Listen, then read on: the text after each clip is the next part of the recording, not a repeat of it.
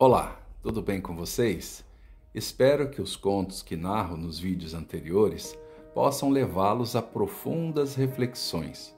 Hoje apresento o conto dos irmãos Grimm, intitulado A Água da Vida. Vamos ao conto. Houve uma vez um rei muito poderoso que vivia feliz e tranquilo em seu reino.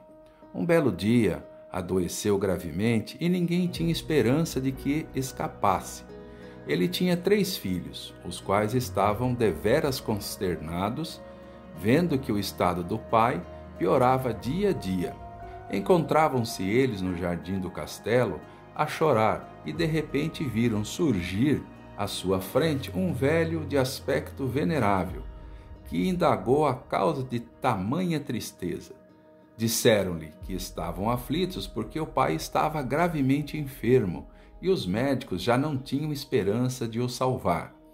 O velho então disse-lhe: Eu conheço um remédio muito eficaz que poderá curá-lo. É a famosa água da vida, mas é muito difícil obtê-la. O filho mais velho disse: Hei de encontrá-la, custe o que custar. Dirigiu-se imediatamente aos aposentos do rei, expôs-lhe o caso e pediu permissão para ir em busca dessa água, a única coisa que poderia salvá-lo. Não, disse o rei. Sei que essa água maravilhosa existe, mas há tantos perigos a vencer antes de chegar à fonte que prefiro morrer a ver meu filho correndo estes riscos. O príncipe, porém, insistiu tanto que o pai acabou por consentir. Em seu íntimo, o príncipe ia pensando: se conseguir a água, tornar-me-ei o filho predileto e assim herdarei o trono. Partiu, pois, montado em rápido corcel, na direção indicada pelo velho. Após alguns dias de viagem, ao atravessar uma floresta, viu um anão mal vestido que o chamou, perguntando: Aonde vais com tanta pressa? Que tens tu com isso, ô músculo ridículo? Respondeu altivamente o príncipe, sem deter o cavalo. Não é da tua conta. O anãozinho enfureceu-se e rogou-lhe uma praga. Pouco mais adiante, o príncipe viu-se entalado entre 2 barrancas. Quanto mais andava, mais se estreitava o caminho, até que, tendo-se o atalho apertado demais, não pôde mais avançar, nem recuar, nem voltar o cavalo e nem descer. Ficou ali aprisionado, sofrendo fome e sede, mas sem morrer. O rei aguardou sua volta durante muitos dias, mas em vão. O segundo filho, julgando que o irmão tivesse morrido, ficou contentíssimo, pois assim seria ele o herdeiro do trono. Foi ter com o pai e pediu-lhe permissão para ir em busca da água viva. O rei respondeu o mesmo que havia respondido ao primeiro. Por fim, ante a insistência do rapaz, acabou cedendo. O segundo príncipe então montou a cavalo e seguiu pelo mesmo caminho. Após alguns dias, quando atravessava a floresta, surgiu-lhe um anão mal vestido que lhe dirigiu a mesma pergunta: Para onde vais com tanta pressa? Ó nojento pedaço de gente, sai da minha frente se não queres que te espezinhe com o meu cavalo. O anão afastou-se e rogou-lhe a mesma praga que ao primeiro. Assim o príncipe acabou entalado nas barrancas com o outro irmão, sem poder avançar, recuar ou fazer qualquer movimento, sendo assim castigado os 2 orgulhosos. Passados muitos dias, e vendo que os irmãos não voltavam, o filho mais moço foi pedir licença ao pai para ir buscar a água da vida. O rei não queria consentir, mas, ante a insistência reiteradas do moço, foi obrigado a ceder. O jovem príncipe montou em seu belo cavalo e partiu. Quando encontrou o anão na floresta, que lhe perguntou aonde ia com tanta pressa, o jovem, que era delicado e amável, deteve o cavalo dizendo: Vou em busca da água da vida, o único remédio que pode salvar meu pobre pai, que está à morte. Sabes onde se encontra? Perguntou o anão. Não, respondeu o príncipe. Pois bem, já que me respondeste com tanta amabilidade, disse o anão, vou indicar-te o caminho que deves tomar. Ao sair da floresta, não te metas pelo desfiladeiro que vires pela frente. Vira à esquerda e segue até encontrares uma encruzilhada. Aí segue ainda à esquerda. Depois de 2 dias de marcha, encontrarás diante de ti um castelo encantado. É no pátio desse castelo que se acha a fonte da água da vida. O castelo está fechado por um grande portão de ferro maciço, mas basta tocá-lo 3 vezes com esta varinha que te dou para que se abra de par em par. Assim que entrares, verás 2 leões enormes prestes a lançarem-se sobre ti para te devorar. Atira-lhes estes 2 bolos para apaziguá-los. Aí corre ao parque do castelo e vai buscar a água da vida antes que soem as 12 badaladas, senão o portão fecha-se e tu ficarás lá preso. O príncipe agradeceu gentilmente ao anão, pegou a varinha e os 2 bolos e se pôs a caminho, e conforme as suas indicações chegou diante do castelo. Com a varinha mágica bateu 3 vezes no imenso portão, e este abriu-se. Ao entrar, os 2 leões arremessaram-se contra ele de bocas escancaradas, mas apaziguou-os, tirando-lhes os bolos, e assim não sofreu mal algum. Antes de dirigir-se à fonte da água da vida, o príncipe não resistiu à tentação de ver o que havia no interior do castelo, cujas portas estavam abertas. Galgou a escadaria e entrou. Viu uma série de salões grandes e luxuosíssimos. No primeiro dele viu, imerso em sono letárgico, uma multidão de fidalgos e criados. Sobre uma mesa avistou uma espada e um saquinho de trigo. Teve um pressentimento que esses objetos lhe poderiam ser úteis e levou-os consigo. Passando de um salão para o outro, no último deu com uma princesa de beleza deslumbrante, a qual se levantou e disse-lhe que, tendo conseguido penetrar no castelo, destruíra o encanto que pesava sobre ela e todos os súditos do seu reino. Mas o efeito do encantamento só cessaria mais tarde. Dentro de 1 ano, dia por dia, disse ela, se voltares aqui, serás meu esposo. Depois indicou-lhe onde estava a fonte da água da vida e despediu-se dele, recomendando-lhe que se apressasse para poder sair do castelo antes de o relógio da torre bater as 12 badaladas do meio-dia, porque neste momento exato os portões se fechariam. O príncipe percorreu, no sentido inverso, os numerosos salões por onde passara, até que em um deles viu uma belíssima cama com as roupas muito alvas e recendentes. Como estivesse cansadíssimo da longa caminhada, sentiu-se tentado a descansar um pouco, deitou-se para tomar um breve repouso e adormecer. Felizmente mexeu-se e fez cair no chão a espada que colocara ao seu lado. O barulho despertou em tempo, pois perdendo a hora ficaria prisioneiro no castelo. Levantou-se depressa, faltava apenas 1 minuto para o meio-dia e mal teve tempo de correr ao parque, encher o frasco com a preciosa água e fugir.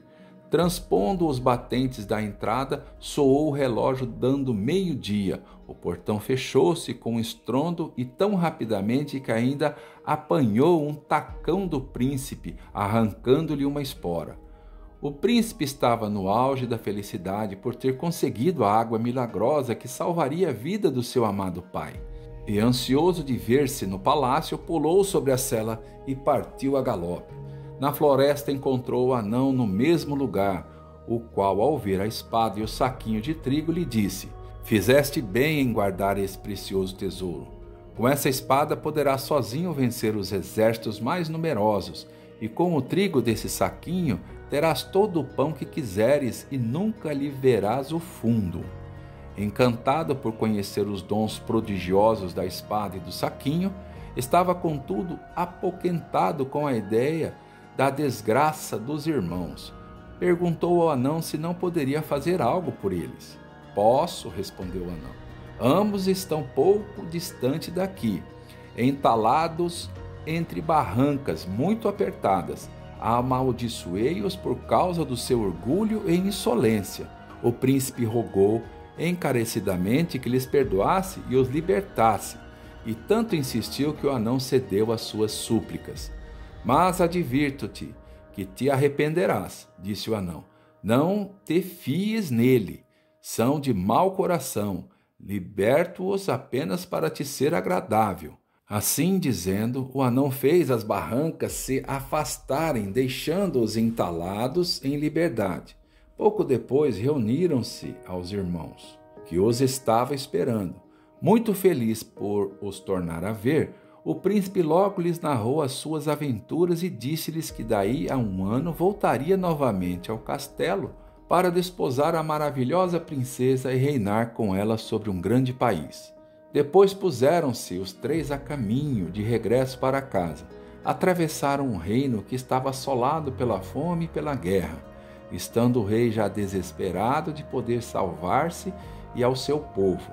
O bom príncipe então confiou ao rei o saco de trigo e a espada mágica. Com esses objetos, o rei conseguiu derrotar os exércitos invasores e encher todos os celeiros até o forro do precioso cereal. O príncipe tornou a receber a espada e o saquinho, e os 3 irmãos continuaram na viagem. Para encurtar o caminho e rever mais depressa o pai, resolveram tomar um navio. Durante a travessia, os 2 irmãos mais velhos, devorados de ciúmes, começaram a conspirar contra ele. Nosso irmão conseguiu a água da vida e nós não. Com isso, nosso pai o promoverá a herdeiro único do trono, que deveria ser nosso. Então juraram perdê-lo.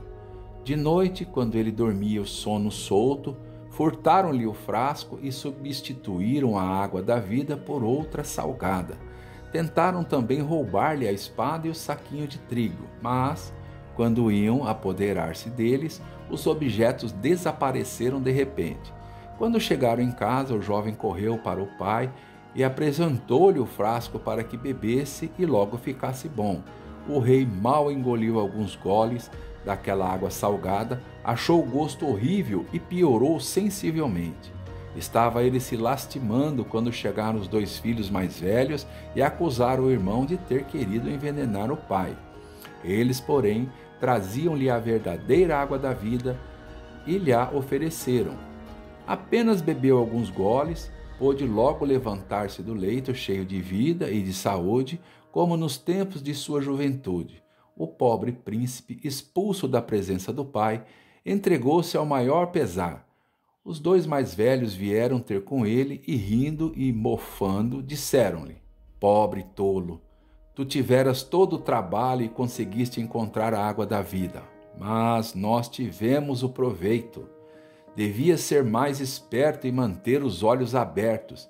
Enquanto dormias a bordo, trocamos o frasco por outro de água salgada, e poderíamos, se quiséssemos, ter te atirado ao mar para nos livrar de ti, mas tivemos dó. Livra-te, contudo, de reclamar e contar a verdade ao nosso pai, que não te acreditaria. Se disseres uma só palavra, não nos escapa, perderás a vida. Também não pense em ir desposar a princesa daqui a 1 ano, ela pertencerá a um de nós 2.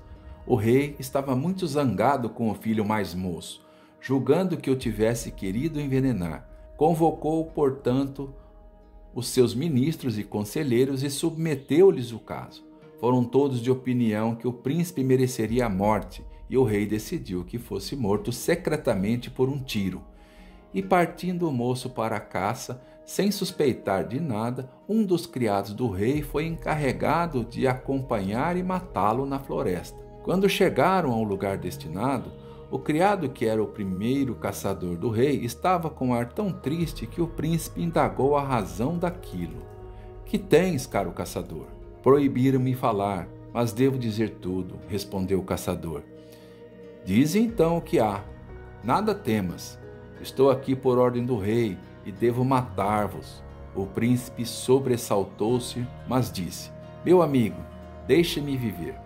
Dar-te-ei meus belos trajes em recompensa, e tu me darás os teus, que são mais pobres. Da melhor boa vontade, disse o caçador. É preciso que o rei julgue que executaste as suas ordens, disse o príncipe, senão a sua cólera recairá sobre ti. Vestirei essas roupas feias e tu levarás as minhas como prova de que me mataste. Em seguida, abandonarei para sempre este reino. Assim fizeram. Pouco depois, o rei viu chegar uma embaixada faustosa do rei vizinho, incumbida de entregar ao bom príncipe os mais ricos presentes em agradecimento por ter ele salvo o reino da fome e da invasão do inimigo. Diante disto, o rei pôs-se a refletir. Meu filho seria inocente? E comunicou aos que o serviam: como me arrependo de o ter mandado matar. Ah, se ainda tivesse vivo! Então, encorajado por essas palavras, o caçador revelou a verdade. Disse ao rei que o bom príncipe estava com vida, mas em lugar ignorado. E imediatamente o rei mandou um arauto proclamar em todo o país que considerava o filho inocente e que desejava imensamente que ele voltasse para casa. Mas a notícia não chegou ao príncipe. Encontrara seu amigo Anão, que lhe dera ouro suficiente para viver como um filho de rei. Neste ínterim, a princesa do Castelo Encantado, que ele livrara do sortilégio, mandara construir uma avenida toda calcetada com chapas de ouro maciço e pedras preciosas, a qual conduzia diretamente ao castelo, explicando a seus vassalos: o filho do rei, que será meu esposo, não tardará a chegar, virá a galope, bem pelo meio da avenida. Mas se outros pretendentes vierem cavalgando à beira da estrada, expulsem-nos a chicotadas. Com efeito, dia por dia, um ano depois do jovem príncipe ter penetrado no castelo, o irmão mais velho achou que podia apresentar-se como sendo o salvador e receber a princesa por esposa. Ao atravessar o portão e vendo aquela avenida calçada no meio de ouro e pedrarias, não quis que o cavalo estragasse com as patas tanta riqueza, que ele já considerava suas, e fez passar o animal pelo lado de fora. Mas quando chegou diante do portão do castelo, dizendo que era o noivo da princesa, todos riram e depois correram-no de lá a chicote. Pouco tempo depois vinha também um segundo príncipe, e quando chegou à entrada do castelo, vendo todo aquele ouro e joias, pensou que seria um pecado arruiná-los. Deixou, portanto, o cavalo galopar pelo lado esquerdo e apresentou-se como sendo noivo da princesa. Teve a mesma sorte que o irmão mais velho, foi corrido a chicotada. Estava justamente findando o ano estabelecido e o terceiro príncipe resolveu deixar a floresta para ir ter com sua amada e ao seu lado esquecer suas mágoas. Pôs-se a caminho, só pensando na felicidade de tornar a ver a linda princesa. Ia tão embebecido que nem sequer viu que a estrada estava toda coberta de pedras preciosas. Deixou o cavalo galopar pelo meio da avenida e, quando chegou diante do portão do castelo, este foi-lhe aberto de par em par. Soaram alegres fanfarras e uma multidão de fidalgos saiu para recebê-lo. Dentro em pouco apareceu a princesa, deslumbrante de beleza, que o acolheu cheia de felicidade, declarando a todos que ele era o seu salvador e senhor daquele reino. E as núpcias foram imediatamente realizadas em meio a esplêndidas festas. Depois de terminadas as festas, que duraram muitos dias, ela contou-lhe que o seu pai o havia proclamado inocente e desejava vê-lo de novo. Acompanhado da rainha, sua esposa, ele foi ter com o pai e contou-lhe tudo quanto se passara, como fora traído pelos irmãos e como estes o obrigaram a calar-se. O rei, extremamente irritado contra eles, mandou que seus arqueiros os trouxessem à sua presença, a fim de receberem o castigo merecido. Mas, vendo suas maldades descobertas, eles tinham tomado um barco tentando fugir para terras longínquas para aí esconderem sua vergonha. Não o conseguiram. Sobreveio uma tremenda tempestade que tragou o navio e eles pereceram miseravelmente. Encerrando, faço uma pequena reflexão. O conto de fadas permite dar asas à nossa imaginação e, quando bem interpretado por nós, permite fazer uma autoanálise de como encaramos as adversidades da vida, como caminhamos em nossa trajetória humana. Ele revela as consequências das nossas decisões e, em outras palavras, o conto mexe profundamente com o nosso ser interior, expondo quem realmente somos. Pense nisso. Até o próximo encontro. Abraço.